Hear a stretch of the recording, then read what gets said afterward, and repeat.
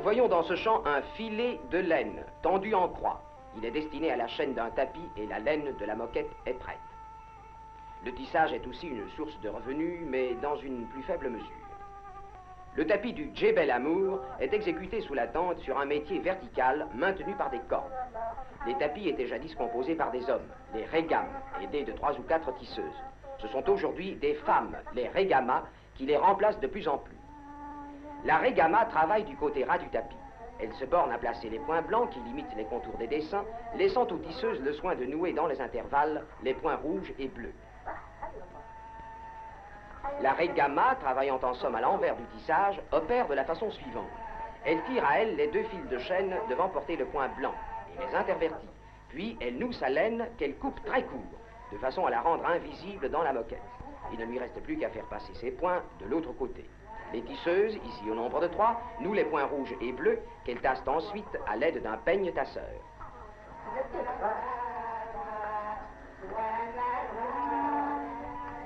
Entre chaque rangée de points noués, les tisseuses passent 2 fils de trame qui donneront de la tenue au tapis.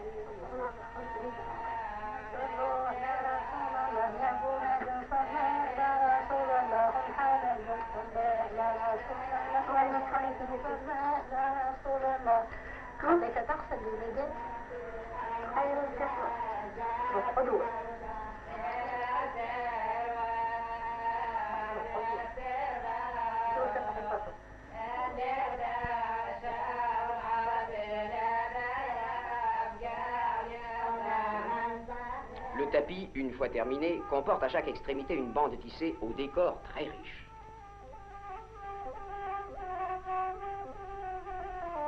Ce tissage ras sert, dans la tente, de séparation entre le côté des hommes et celui des femmes.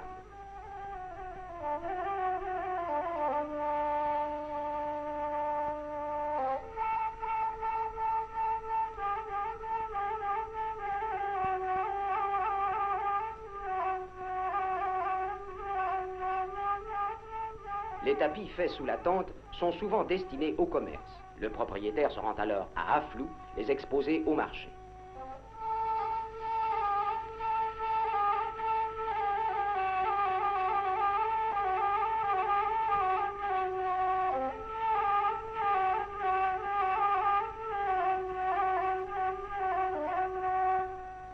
Le marché au tapis se tient sur la place tous les dimanches matins. Là, chacun étale son tissage, paye la redevance et attend le client. Ceux-ci sont nombreux et viennent d'un peu partout, aussi bien d'Oran ou d'Alger que de Laguat ou de Gardaïa.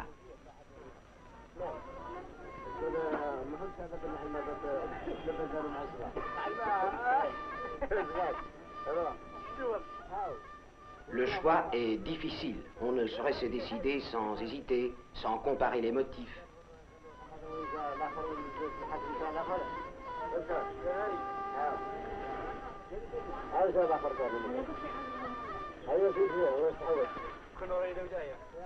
Une fois qu'il a fait son choix, le client emporte son tapis. Cet autre l'essaye sur place.